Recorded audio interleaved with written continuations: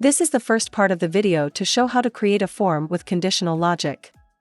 Let's create a simple dessert order form from scratch. The user chooses the dessert from a drop-down multiple choice input. We give an option for the user to order one more for each choice. When the user selects a dessert such as chocolate custard, a checkbox appears, asking if the user wants to add one more.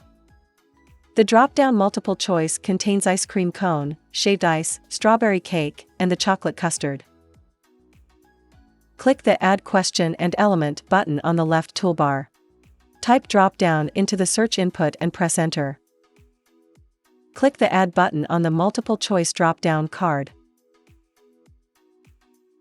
Click the Enter text and change it to Please choose your desserts.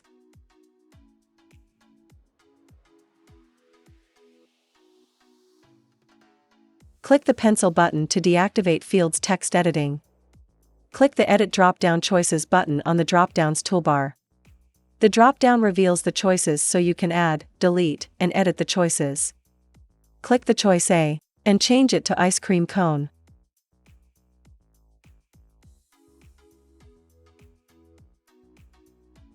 Click the choice B and change it to shaved ice.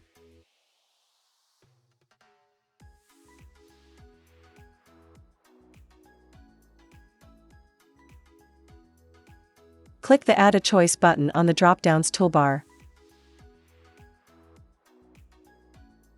Click the Enter text and change it to strawberry cake.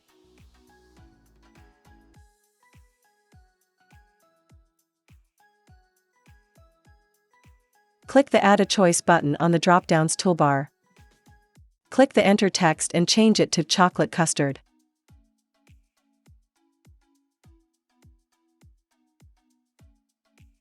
Click the Add Question and Element button on the left toolbar. Type checkbox into the search input and press Enter. Click the Add button on the checkbox card. Click the Append Line Break button at the top right corner of the newly added checkbox.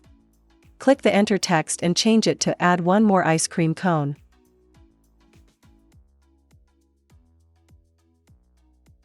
Click the Append Line Break button at the bottom right corner of the checkbox input. Click the small circle of the just added line break. Repeat the steps to add the rest of the checkboxes. Checkbox with the title, Add one more shaved ice. Checkbox with the title, Add one more strawberry cake. And checkbox with the title, Add one more chocolate custard.